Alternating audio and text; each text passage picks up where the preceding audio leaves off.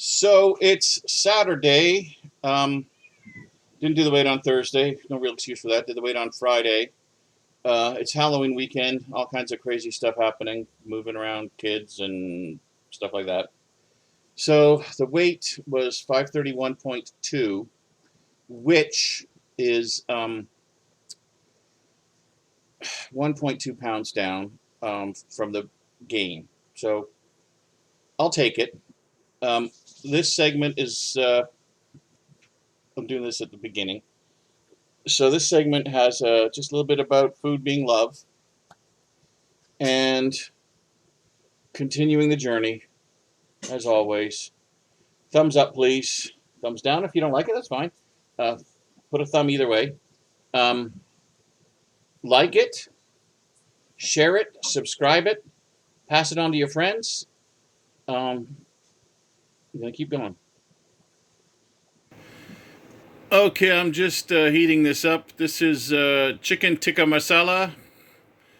Today was supposed to be the Peace Picnic, which is sponsored by the Woodland Muslim community, inviting other churches to share some fellowship and food with them. They started it after the 9/11 attacks in 2001, and they had to have it canceled last year. And this year, unfortunately, it's been indefinitely postponed due to weather. But in honor of the fact that they would have served us delicious butter chicken or curry chicken, I think it's butter chicken, I'm making some chicken tikka masala. I don't do it from scratch. I buy a simmer sauce and just put in cooked chicken in there, and serve it over rice. But this is just a nice way to just think about the Muslim community and just the community in general, and pray for understanding, peace, and unity through food. So, making tonight's dinner, the chicken tikka masala, as sort of a symbolic meal of unity with the Muslim community and with the community in general, got me thinking a bit about how food is very important to many of our events, especially simple things like sharing a meal. There are many ancient traditions about sharing a meal with someone means that you are no longer their enemy. There was the tradition of 3 cups of tea is a Nepalese, perhaps, I think it is, that if you are in someone's house 3 times and drink a cup of tea with them 3 times in their house, then you are considered part of their family.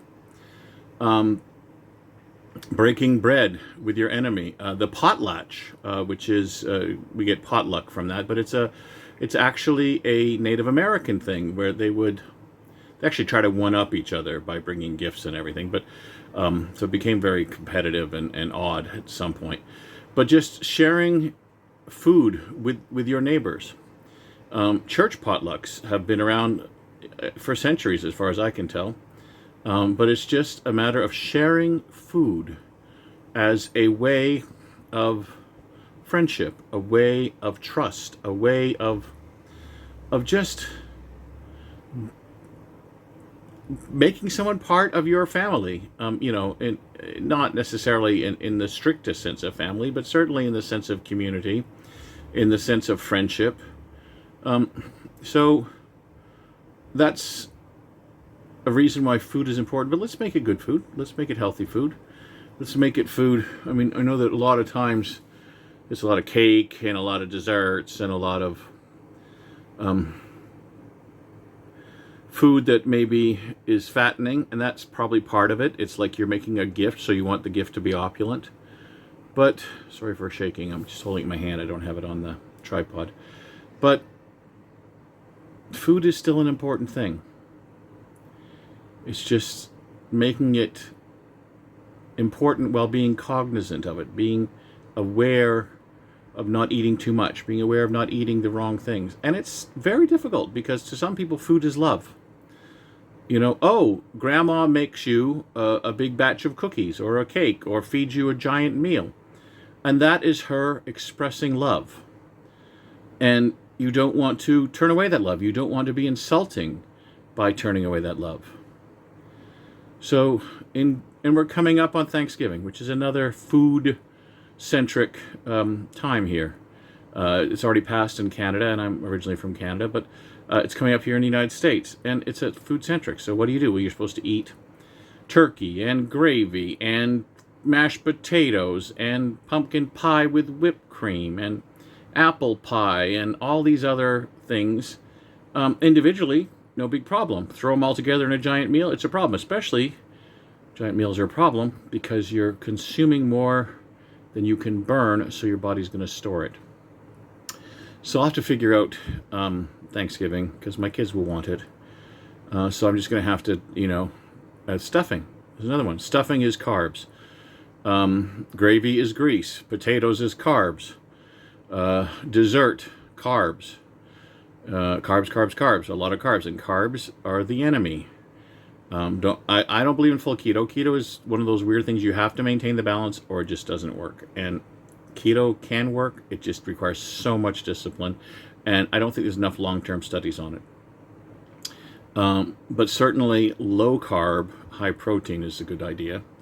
But all of the celebration foods are high carb. Now this meal today isn't that high carb, but it's going to be served with rice. You can have it without rice. It just seems odd to have it without rice. I'm not doing basmati rice. I've never learned how. It's probably not that hard. I've just never learned how. So I'm just using good old-fashioned long grain rice. But anyway, love each other, care for each other. And if you do it with food, do it with healthy food. Do it with smaller amounts of food. But as a fat person, don't point out other people's failings. Don't say to your fat cousin, don't have too much pumpkin pie, because all they will hear is an insult. All it will do is make them angry and sad. Let them eat what they want to eat without judgment. It's their choices.